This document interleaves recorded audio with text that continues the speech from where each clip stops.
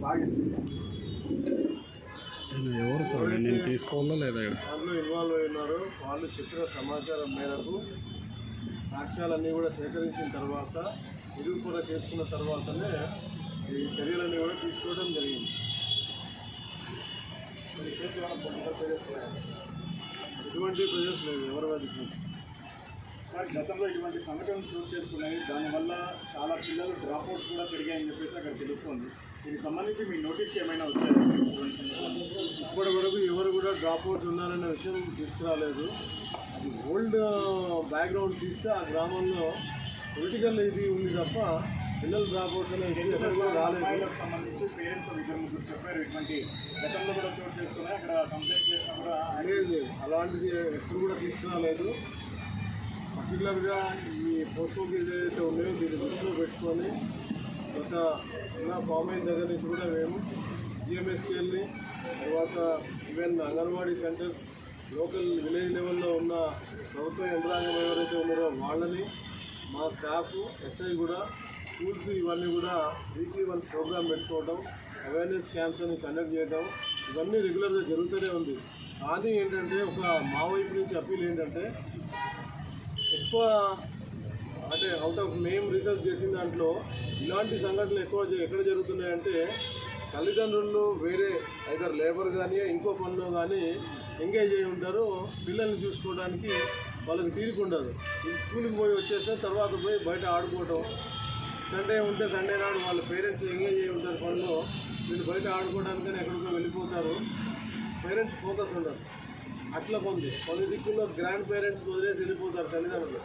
Grand parents age factor వల్ల ఇంట్లో నుంచి కదలలేరు, ఈ పిల్లలు ఏమో బయట ఆడుకోవడానికని వెళ్తారు. అలాంటి సందర్భాల్లో సో ఇట్లా జరుగుతూ ఉన్నాయన్నమాట. ఇవన్నీ కూడా కేస్ స్టడీ చేసినవి. సో కొన్ని సందర్భాల్లో తాగుబోతులు, కొంతమంది ఇట్లా ఈ టీనేజ్ బాయ్స్ లోన్లీగా ఉన్న చిన్న మైనర్ గర్ల్స్ని టార్గెట్ చేయటం, వీళ్ళు ఒంటరిగా ఉండటం, ఈ సందర్భాల్లో నేరాలు జరుగుతున్నాయి అనేది గత ఫిగర్స్ అన్నీ కూడా ఏజ్ గ్రూప్ ఇవన్నీ తీసి స్టడీ చేసిన తర్వాత వాటి మీద ప్రివెంటివ్ మెజర్స్ ఇవన్నీ కూడా మేము స్టార్ట్ చేయడం జరిగింది.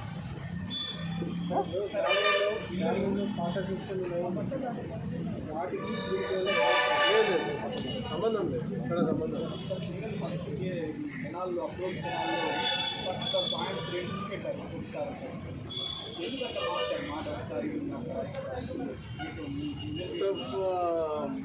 ఇయర్ ఓన్లీ ఉంది. ఫైనల్గా మళ్ళీ ఒకే పాయింట్కు చెప్పడం జరిగింది. శిక్ష పడే అవకాశం ఉందా సార్? నిజమే కూడా ఎఫ్ఐఆర్ కేసు అవ్వలేదు, కేసు గట్టిగా ఉంటుందా? దానికి మీరు ఏం చేయబోతున్నారు? తప్పకుండా శిక్ష పడే ఇది ఉంది. పరిస్థితులన్నీ కూడా సాక్ష్యాలన్నీ కూడా సరిపోలు ఉన్నాయి. తప్పకుండా శిక్ష పడుతుంది. సార్ కంప్లైంట్ ఇచ్చిన వెంటనే సకాలంలో డిపార్ట్మెంట్ స్పందించలేదు కాబట్టి ఇంకా లేట్ అయింది కేసు అనేటటువంటి ఒక ఆరోపణ ఉంది. దీనికేం చెప్తారు?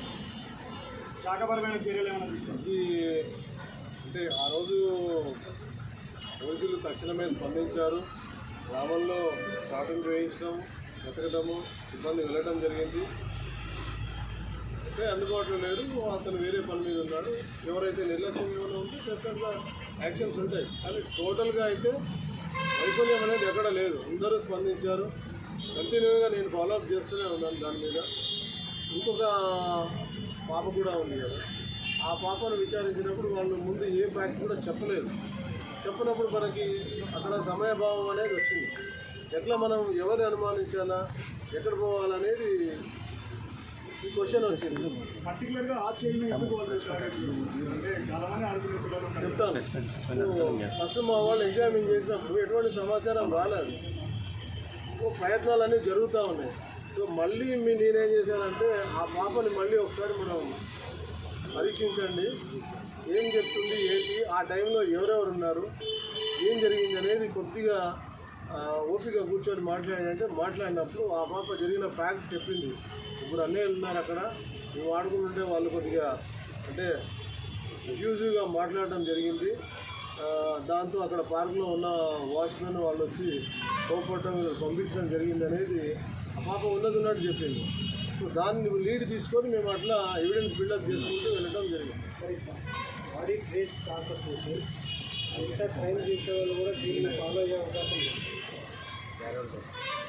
దానికి దీనికి లింక్ లేదు. వెరీ రేర్గా ఏదో ఒక కేసులో జరుగుతుంది కదా బాడీ ట్రేస్ కాకపోవడం అనేది, అంతే తప్ప చేసే బాడీస్ కూడా దొరకవు అనే విధంగా క్రైమ్ చేసే లేదు. అలాంటి సందర్భం ఎక్కడ రానివ్వము. 100% దాన్ని ఎక్కడ కూడా కంట్రోల్ చేస్తాం. ఆ సిచ్యువేషన్ ఎక్కడ రానివ్వము. ఆ బేబీ చెప్పిన సమాచారం మేరకి ఆ టైంలో ఎవరెవరు ఉన్నారు ఏంటి అనేది వాళ్ళని ఇన్ఫర్మేషన్ గ్యాదర్ చేసి ఐడెంటిఫై కూడా చేసిన తర్వాత మిగతాది కేసు ముందుకు వెళ్ళడం జరిగింది. సంబంధం